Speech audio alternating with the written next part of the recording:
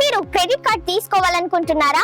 అయితే TV next YouTube channel వాళ్ళు TV next YouTube channel viewers కోసం, సబ్స్క్రైబర్స్ కోసం ఒక మంచి సువర్ణ అవకాశం తీసుకువచ్చారు. కింద లింక్ ని క్లిక్ చేసి మీ ఫుల్ డీటెయిల్స్ ని 30 మినిట్స్ లో ఫుల్ఫిల్ చేసి మీకు కావాల్సిన క్రెడిట్ కార్డ్ ని ఎంపిక చేసుకోండి. अध्यक्ष महोदय, ये सदन का सौभाग्य है कि आप दूसरी बार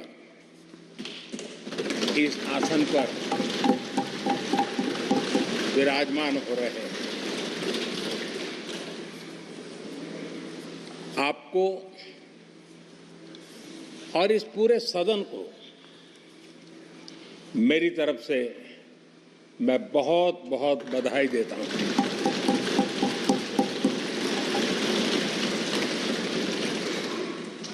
आदरणीय अध्यक्ष जी,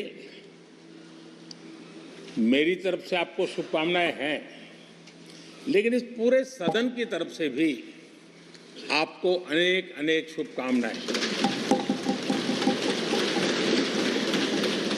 अमृत काल के इस महत्वपूर्ण कालखंड में दूसरी बार इस पद पर विराजमान होना बहुत बड़ा दायित्व आपको मिला है, और आपका 5 वर्ष का अनुभव और आपके साथ हम लोगों का 5 साल का अनुभव, हम सबका विश्वास है कि आप आने वाले 5 साल हम सबका मार्गदर्शन भी करेंगे और देश की आशा अपेक्षाएं पूर्ण करने के लिए ये सदन अपना दायित्व निभाने में आपकी बहुत बड़ी भूमिका रहेगी। आदरणीय अध्यक्ष जी, हमारे शास्त्रों में कहा गया है कि विनम्र और व्यवहार कुशल व्यक्ति सफल सहज रूप से होता है, और आपको तो उसके साथ साथ एक मीठी मीठी मुस्कान भी मिली हुई है। आपके चेहरे को ये मीठी मीठी मुस्कान पूरे सदन को भी प्रसन्न रखती है। मुझे विश्वास है आप हर कदम पर नए प्रतिमान, नए कीर्तिमान गढ़ते आए हैं। 18वीं लोकसभा में स्पीकर का कार्यभार दूसरी बार संभालना ये अपने आप में एक बड़ा नया रिकॉर्ड बनते हम देख रहे हैं। श्री बलराम जाखड़ जी वो पहले ऐसे अध्यक्ष थे जिन्होंने 5 साल कार्यकाल पूरा करके फिर दोबारा उनको स्पीकर बनने का अवसर मिला था। उसके बाद आप हैं जिन्हें 5 साल पूर्ण करने के बाद दोबारा इस पद पर आसीन होने का अवसर मिला। गत 20 साल का एक ऐसा कालखंड रहा है कि ज्यादातर स्पीकर या तो उसके बाद चुनाव नहीं लड़े हैं या तो जीत करके नहीं आए हैं। आप समझ सकते हैं कि स्पीकर का काम कितना कठिन है कि उसके लिए दोबारा जीतना मुश्किल हो जाता है, लेकिन आप जीत करके आए हैं, इसके लिए एक नया इतिहास आपने गढ़ा। आदरणीय अध्यक्ष जी, इस सदन में ज्यादातर हमारे सभी माननीय सांसद आपसे परिचित हैं, आपके जीवन से भी परिचित है, और पिछली बार मैंने इस सदन में आपके संबंध में काफी कुछ बातें रखी भी थी, और मैं आज उसको दोहराना नहीं चाहता हूं, लेकिन मैं एक सांसद के रूप में और हम सभी सांसद के रूप में आप जिस प्रकार से एक सांसद के नाते काम करते हैं, ये भी जानने योग्य है और बहुत कुछ सीखने योग्य है। मुझे विश्वास है कि आपकी कार्यशैली एज ए सांसद भी हमारे जो फर्स्ट टाइमर सांसद हैं, हमारे युवा सांसद हैं, उनको जरूर प्रेरणा देगी।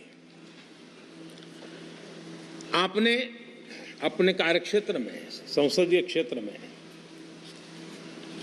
स्वस्थ मां और स्वस्थ शिशु एक कमिटमेंट के साथ जो अभियान चलाया है और सुपोषित मां, इस अभियान को आपने जिस प्रकार से अपने क्षेत्र में प्राथमिकता देकर के खुद को इन्वॉल्व करके किया है, वो वाकई प्रेरक है। आपने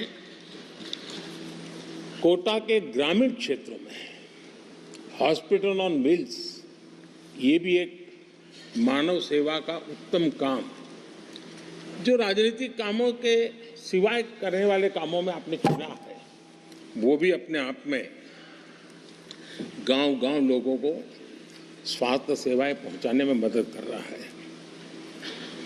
आप नियमित रूप से गरीबों को कपड़े,